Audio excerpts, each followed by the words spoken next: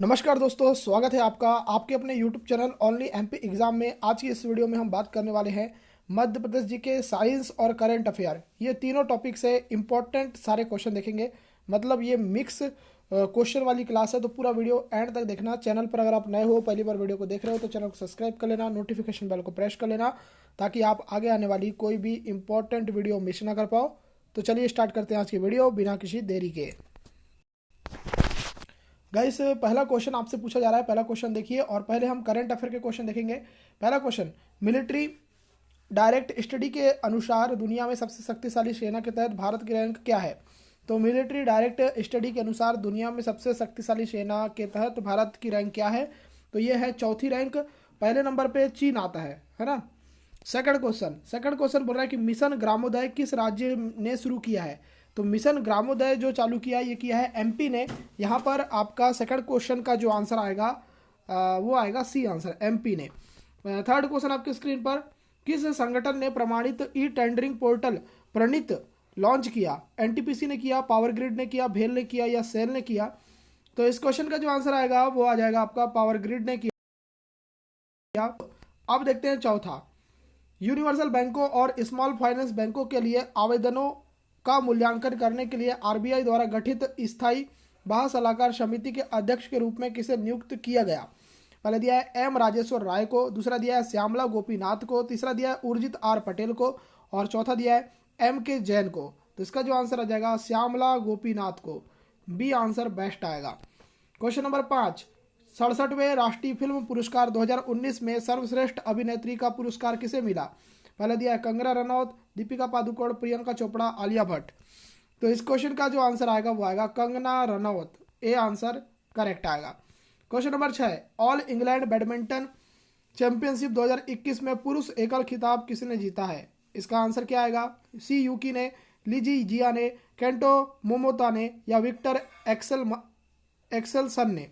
तो इस क्वेश्चन का जो आंसर आएगा वो आएगा लीजी जिया ने। Question number 7, Ken Betwa link परियोजना को लागू करने के लिए केंद्रीय जल शक्ति मंत्री एवं और डैश के मुख्यमंत्री के बीच समझौता ज्ञापन पर हस्ताक्षर किए गए? तो यहाँ पर आएगा मध्य प्रदेश और उत्तर प्रदेश, इन दोनों के मुख्यमंत्री के बीच में समझौता ज्ञापन पर हस्ताक्षर हुए, सी आंसर करेक्ट आएगा। 8वां, किस संगठन ने ग्रामीण भारत में महिलाओं की आजीविका का जश्न मनाने के लिए सही दिशा अभियान चालू किया? किसने किया? FICCI, UNICEF, world bank, UNDP? इसका आंसर क्या आएगा? तो इसका आंसर आ जाएगा UNDP। 9वां, आपदा प्रबंधन अवसंरचना पर अंतर्राष्ट्रीय गठबंधन CDRI को किसने लॉन्च किया? राष्ट्रपति सी जिनपिंग, राष्ट्रपति डोनाल्ड ट्रंप, प्रधानमंत्री नरेंद्र मोदी, प्रधानमंत्री शिंजो आबे? तो इस क्वेश्चन का आंसर आ जाएगा प्रधानमंत्री नरेंद्र मोदी। अब देखते हैं 10वां क्वेश्चन, वर्ष 2020 में गांधी शांति पुरस्कार से किसे सम्मानित किया गया?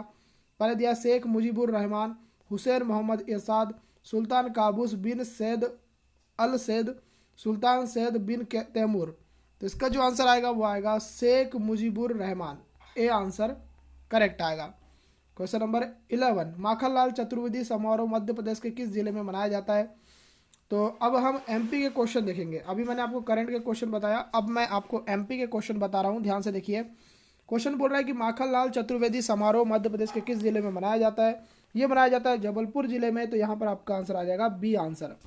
क्वेश्चन नंबर 12, ब्रह्म राक्षस नामक पुस्तक की रचना किसने की? निदा फाजली, गजानन माधव मुक्तिबोध, हरिशंकर परसाई, मैथिली शरण गुप्त? इसका आंसर आ जाएगा गजानन माधव मुक्तिबोध, गजानन माधव मुक्तिबोध इसका करेक्ट आंसर आएगा। 13वां, कैसा चांद बना देती है की रचना किसने की? तो पहले दिया माखनलाल चतुर्वेदी, सुभद्रा कुमारी चौहान, हरिशंकर परसाई, राहत इंदौरी? इसका आंसर आ जाएगा माखनलाल चतुर्वेदी। 14, निम्नलिखित में से किस साहित्यकार को हिम तरंगनी के लिए 1955 में साहित्य अकादमी पुरस्कार मिला? किसको मिला? तो ये मिला पंडित माखनलाल चतुर्वेदी को, क्योंकि देखो पंडित माखनलाल जी से जितने भी क्वेश्चन बनेंगे वो एमपी वालों के लिए काफी इंपॉर्टेंट रहेंगे, क्योंकि वो एमपी के थे। 15, हीरो का कैसा हो वसंत की रचना किसने की? तो ये की थी सुभद्रा कुमारी चौहान ने। क्वेश्चन नंबर 16 देखो, कालिदास सम्मान में कितनी राशि दी जाती है? तो कालिदास सम्मान में जो राशि दी जाती है वो 2 लाख रुपए, 2 लाख रुपए। यहाँ पर आपका आंसर आएगा A answer. Question number 17, Phadke studio Madhya Pradesh में किस जिले में है? फड़के स्टूडियो मध्य प्रदेश में किस जिले में है? पहले दिया है ग्वालियर, रेवा, धार, भोपाल। इसका आंसर आ जाएगा धार में है, तो सी आंसर करेक्ट आएगा। 18, निम्नलिखित में मध्य प्रदेश का कौन सा पुरस्कार खेलों से संबंधित नहीं है? Vikram award, Vishwamitra award, Eklavya award, Shikhar award. तो जो शिखर अवार्ड है ना, ये आपका खेल से संबंधित नहीं है। ये है और ये भी है। 19, प्रभास जोशी अवार्ड मध्य प्रदेश में किस खेल में दिया जाता है? तो प्रभास जोशी अवार्ड मल्लखंब में दिया जाता है, ए आंसर करेक्ट आएगा। 20, मध्य प्रदेश में नर्मदा नदी की लंबाई कितनी है? तो मध्य प्रदेश में नर्मदा नदी की लंबाई है 1077 किलोमीटर। 21, अम्ल, अब देखो, अब यहाँ 21 से जो क्वेश्चन कराऊंगा वो कराऊंगा आपको साइंस के क्वेश्चन। देखो ध्यान से, अम्ल के संदर्भ में निम्नलिखित में से कौन सा कथन सही नहीं है? पहले दिया है अम्ल स्वाद में खट्टा होता है, ये तो बिल्कुल सही है। दूसरा दिया है अच्छे और प्रबल अम्ल विद्युत के कुचालक होते हैं, ये बिल्कुल गलत बात है। ठीक है, ये वाला गलत है, तो गलत बोला था तो गलत आपका बी वाला आएगा। सी वाला भी सही है कि अम्ल धातु से क्रिया करके हाइड्रोजन गैस मुक्त करते हैं, बिल्कुल सही बात है। और डी देखो, अम्ल नीले लिटमस पेपर तथा मिथाइल ऑरेंज को लाल कर देते हैं, बिल्कुल सही है।